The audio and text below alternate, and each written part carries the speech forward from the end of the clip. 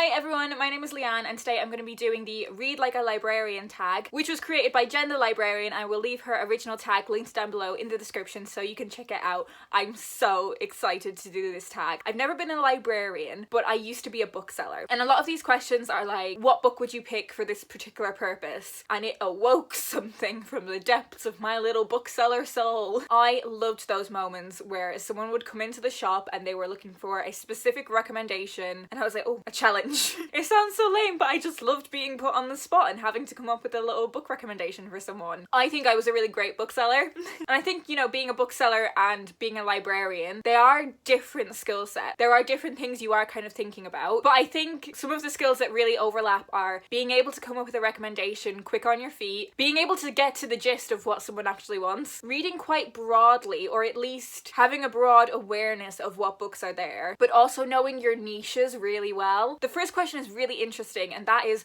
what is a genre that you read the most but like the least? So a genre that you read a lot of, but of the genres that you read a lot of, you don't necessarily like it that much? This, for me, is literary fiction, and this is a conclusion that I've come to over the course of many years. When I went to study English Lit and creative writing at university, by the time I got to like the end of my first year and then like through my second and my third year, I was like, yeah, I like literary fiction. I like fiction for clever people that you have to analyze. I like books with incredible writing that are entirely original, books that aren't easy to read, you know? I am talking like postmodern literary fiction. I am talking like your Ali Smiths, your Jeanette Wintersons, both of which have books that I have really loved.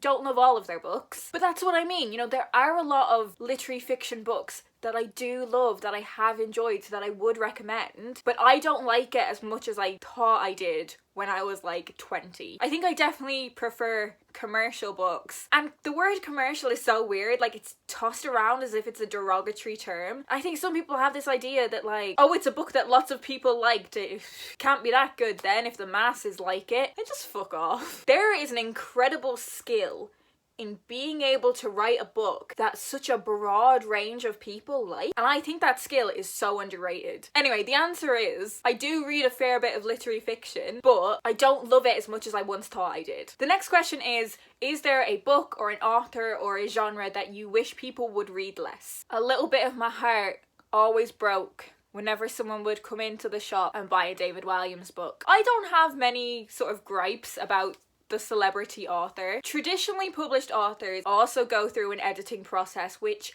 might vastly improve the quality of their work. There are a lot of authors out there that have ghostwriters that it's not known about unless you were to like look into it. It's not a phenomenon that just exists for celebrity authors, and I might do a full video on my thoughts on ghostwriting because I will defend it to the death. Anyway, separate tangent. I don't think there's anything fundamentally wrong with celebrity authored children's books. I definitely don't. I think there are some authors that were well known for a different career and then write kids' books who are incredible writers. You can be good at multiple things. I think there needs to be space for non-celebrity authors, of course. I think that is really important, that there is space for all of these things to exist. My one specific gripe is David Walliams. If you know, you know. And I understand how difficult it can be for parents. You don't know what book is okay for your kid, you don't know what book to buy for your kid or get out of the library for your kid. I've heard things about David Walliams, everyone loves David Walliams, let's go there. I don't think his books are good. I think there's a lot of damaging tropes in them, and also him as a person. Well, I mean, if you know, you know, and if you don't know, it's not that difficult to find out. The next question is an author, book, or genre that you wish people would read more, and I'm gonna say poetry. I have some opinions about poetry that I think are kind of different to a lot of opinions about poetry. A lot of people read poetry with a pen in their hand, analysing it, who will reread it multiple times to make sure they understand it. That's what you want to do. I do it sometimes. Please go ahead. Enjoy your books how you would like to enjoy them. But I do think it feeds into this idea that poetry is difficult. Sometimes it is, but isn't that the same as any genre? You're gonna get your literary poetry that might be difficult to understand, but you're also gonna get your contemporary poetry that is fun. People shit on Rupi Kaur a lot, okay? And my opinion on whether Rupi Kaur's poetry is good or bad is kind of irrelevant. It exists. So many people have had really intense relationships with it and it is connected to them on a really profound way. If you think it's shit, that's fine, but there is an incredible amount of skill and an ability to understand human emotion and connection in being able to connect to that many readers. Poetry as a medium exists on the same spectrum that fiction sits on. There is going to be the poetry that you really want to analyse and unpick.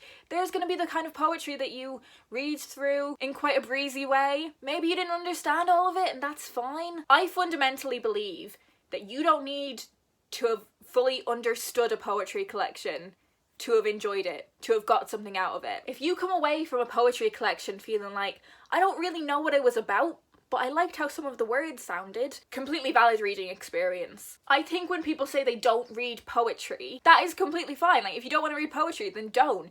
But I do kind of register it in the same way of someone saying, oh, I don't read fiction. Like, it's just not for me. Like, okay, that's fine. But I do reckon there are some fiction books out there that you would really like. And I feel the same way about poetry. I reckon there's some poetry books out there that you would really like. Okay, the next few questions are the questions that got my bookseller juices flowing. What is a fiction book that you would recommend to a reader that doesn't often read fiction? So from what I'm getting from that is like, they read non-fiction, don't read a lot of fiction. Daisy Jones and the Six by Taylor Jenkins Reid. It's been a while since I spoke about this book, and any excuse, quite frankly. This is a fiction book about a band from the 70s that kind of masquerades as a work of non-fiction. So in this book, there is a writer who is putting together a book about the history of this band and this singer, Daisy Jones and the Six, who broke up and went their separate ways really unexpectedly and dramatically, and no one's ever really known what happened. And it's like the writer who is putting together this non-fiction book that exists within this fiction book. Like, she's a character in the book. So I think this book would be really great for someone who might be used to reading non-fiction books. It might be a good little transitionary book for them, especially if they read a lot of non-fiction that's about music. And the next question is kind of the reverse of that. So what is a non-fiction book you would recommend to someone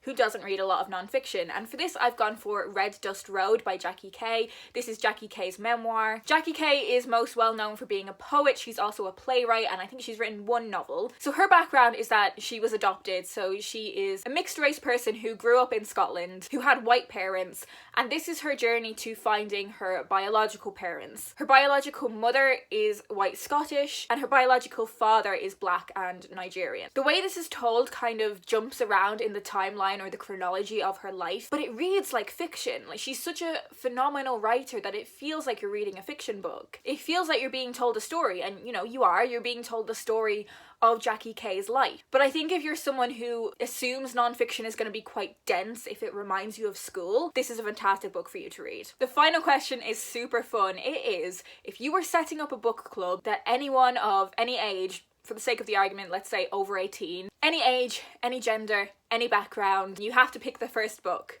What are you picking? I think I've now come to the conclusion that book club fiction is my favourite genre. Book club fiction being, you know, books that aren't difficult to read, you know, they're not your Ali Smiths. Books where you can understand what is going on seamlessly, but books that do generate a lot of conversation. Like, that's ultimately what you're looking for in a book club book. It's a book that has things happen in it, has characters in it, that you can talk about. The book that I would put forward is This Green and Pleasant Land by Aisha Malik. So this book is about a Muslim family that live in a small English village that is predominantly white. In the story, we are mainly focused on a character named Bilal, who is a man whose mother has recently passed away, and her dying wish was for him to build a mosque in this little English village.